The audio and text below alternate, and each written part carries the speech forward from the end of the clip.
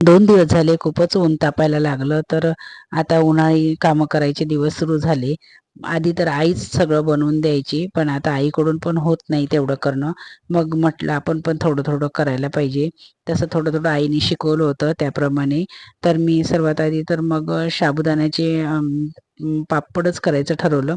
मग मी रात्री साबुदाणा वगैरे भिजू घातला आणि म्हटलं सकाळी थोडंसं साबुदाण्याचे पापड करावं. पण मग अजून विचार केला, की थोडेसे बटाट्याचे त्याच्यामध्येच बटाटे मिक्स करून मग चकल्या करावं, म्हणून मग मी साबुदाणा थोडासा जास्तच घातला आणि मग सकाळी उठली आणि लवकर सगळे कामं करायला सुरुवात केली.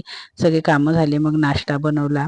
नाश्ता बनवायला घेतला, तर मी नाश्त्याला आज शिराच बनवला, कारण शिरा लवकर होतोय आणि सर्वांना आवडतोय, म्हणून छान तुपातला गरमागरम शिरा बनवला आणि सर्वांना नाश्त्याला दिला. सर्वांनी नाश्ता वगैरे केला आणि आता मी वेफर्स बनवायची तयारी करते. तर मंडळी, माझा ब्लॉग कसा वाटला ते लाईक, शेअर आणि सबस्क्राईब करा.